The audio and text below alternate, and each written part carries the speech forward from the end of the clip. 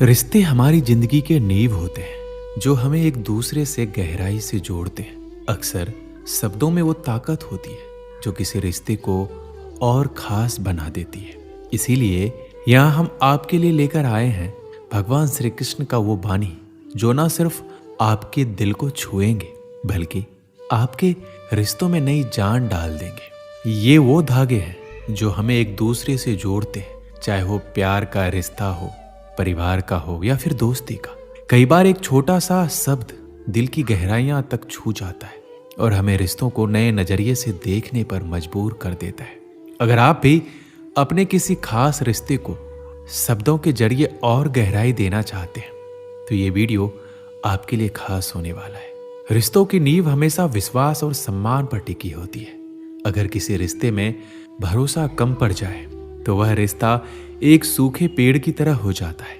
ये बात याद रखें कि रिश्ता एक फूल की तरह होता है। अगर आप इसे प्यार और समय नहीं देंगे तो ये मुरझा जाएगा। हम अक्सर सोचते हैं कि सामने वाला हमें समझे, लेकिन क्या हमने कभी ये सोचा है कि हम खुद सामने वाले को कितना समझते हैं? रिश्ते में समझदारी उतना ही जरूरी है जितनी सांसों के लिए हवा। अगर आप अपने रिश्तों में छोटे छोटे समझौतों को जगह देंगे तो बड़ा प्यार अपने आप बढ़ने लगेगा। जिंदगी छोटी है और इसमें नाराजगियों के लिए कोई जगह नहीं होनी चाहिए। किसी ने बहुत सुंदर कहा है, रिश्ते वो नहीं होते जो खून से बनते हैं बल्कि वो होते हैं जो दिल से बनते हैं। इसलिए अपने रिश्तों को सहेजे। जो लोग आपके जीवन में हैं उनका महत्व समझे। याद रखिए, रिश्ते हमेशा देने से मजबूत होते हैं, लेने से नहीं। यदि आप सामने वाले की खुशी को अपनी प्राथमिकता बना लेंगे तो आपका रिश्ता कभी कमजोर नहीं होगा। हम अक्सर अपने जीवन में रिश्तों को हल्के में लेते हैं। हमें लगता है कि जो हमारे पास है वह हमेशा रहेगा, लेकिन सच तो ये है कि रिश्ते पेड़ों की तरह होते हैं। जैसे पेड़ों को पानी और धूप चाहिए, वैसे ही रिश्तों को समय, समझ और विश्वास चाहिए। रिश्तों में सबसे बड़ी ताकत होती है बातचीत। कई बार हम छोटे छोटे मन मुटाव को बड़ा बना लेते हैं क्योंकि हम समय पर बात नहीं करते। यदि किसी रिश्ते में कोई दरार आ जाए तो उसे नजरअंदाज ना करें, समय पर हल करें, क्योंकि जितना समय आप देंगे उतना ही रिश्ता गहरा और मजबूत होगा।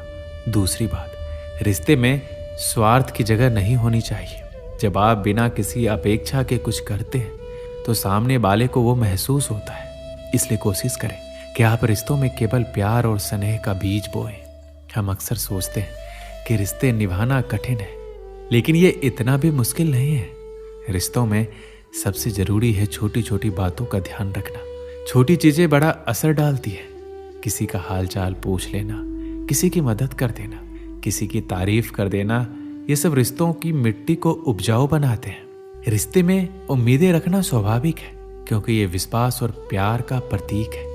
लेकिन जब हमारी उम्मीदें पूरी नहीं होती तो निराशा हमें घेर लेती है। यही निराशा धीरे धीरे रिश्तों को कमजोर कर देती है। पर क्या ये सही है कि हम केवल अपने उम्मीदों के आधार पर रिश्ते को मापें? शायद नहीं। जीवन हमें सिखाता है कि उम्मीदें जितना स्वाभाविक है, उन्हें संभालना और संतुलन बनाना उतना ही जरूरी है। जब हमें लगता है कि सामने वाला हमारी अपेक्षाओं पर खड़ा नहीं उतरा तो हमें ये सोचना चाहिए कि हमने कभी उन जरूरतों और अपेक्षाओं को समझने की कोशिश की है।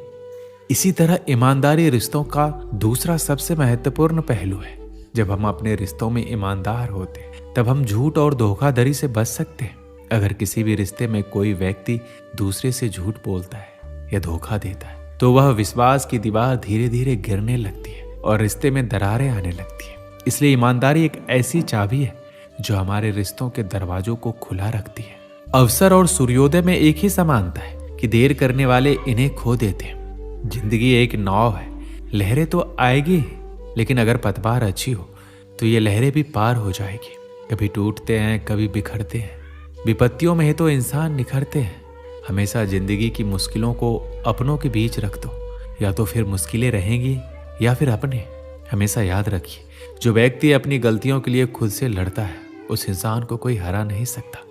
हमेशा अपने रिश्तों को समय दीजिए, क्योंकि रिश्तों में दरार दूर रहने से नहीं आती बल्कि रिश्तों को समय न देने से आती है।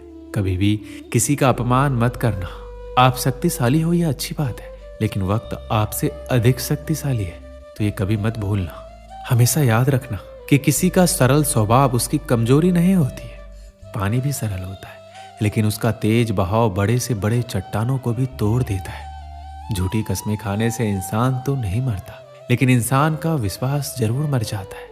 कीमत दोनों ही बातों की चुकानी पड़ती है, बोलने की भी और चुप रहने की भी।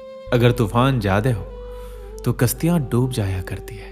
अगर घमंड और अहंकार ज्यादा हो तो किसी भी इंसान की हस्तियां डूब जाती है। दुख भोगने वाला इंसान आगे चलकर सुखी हो सकता है, लेकिन दुख देने वाला इंसान कभी सुखी नहीं हो सकता। कांटों पर चलने वाला व्यक्ति मंजिल पर जल्दी पहुंच जाता है, क्योंकि कांटे पैरों की रफ्तार बढ़ा देते हैं। इंसान अपने जीवन में ये दो चेहरे कभी नहीं भूलता। पहला मुश्किल में साथ देने वाले का, और दूसरा मुश्किल में साथ छोड़ने वाले का। तुम कब सही थे इस बात को कोई याद नहीं रखता, लेकिन तुम कब गलत थे इस बात को कोई कभी नहीं भूलता। जब रास्ते पर चलते चलते आपको मंजिल का ही ख्याल ना आए तो समझ लीजिए कि आप सही रास्ते पर चल रहे हैं। मेरे साथ ही गलत क्यों होता है? मैं सबका अच्छा करता हूं फिर भी मेरे साथ ही बुरा होता है। अगर आपके मन में भी कभी ये सवाल आता है कि मेरे साथ ही बुरा क्यों होता है, तो यहाँ पर सबसे पहले जो समझने वाली बात है वो ये है कि बुरा सबके साथ होता है। बुरा वक्त ही हमें असली सबक देता है।